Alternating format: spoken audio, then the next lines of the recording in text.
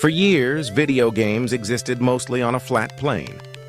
You moved left, right, up and down through worlds made from pixels and sprites. Then developers began experimenting with something radically different: polygons. In 1993, SEGA's Virtua Fighter became a landmark moment as the first fighting game built around fully polygonal 3D models. Arcades became laboratories for this new visual language. Racing, fighting, flying, and exploring suddenly felt different when the world had depth. But creating 3D was incredibly demanding. Every object had to be built from polygons, positioned in three-dimensional space and rendered in real time.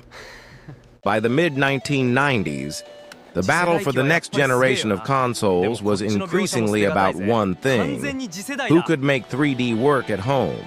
When PlayStation launched in Japan in December 1994, Sony positioned it around a new generation of real-time 3D gaming. Arcade-style 3D experiences were no longer something you had to leave home to experience. This is exactly like the arcade! Racing games showed the potential immediately. Suddenly, speed could be experienced through a three-dimensional road stretching toward the horizon. Fighting. Games used 3D to create characters that could move around opponents. And arenas, instead of being trapped on a flat background, then platform games began. Using 3D to create environments that could be explored from new perspectives.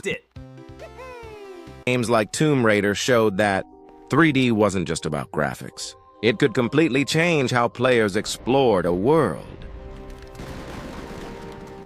And for the first time, the camera itself became part of the design problem. Where should the player look? How should the world move around them? Controllers had to evolve too. Analog controls made movement through three-dimensional spaces feel far more natural. By 1997, games were combining 3D environments with cinematic storytelling. Final Fantasy VII became one of the defining examples of that transition.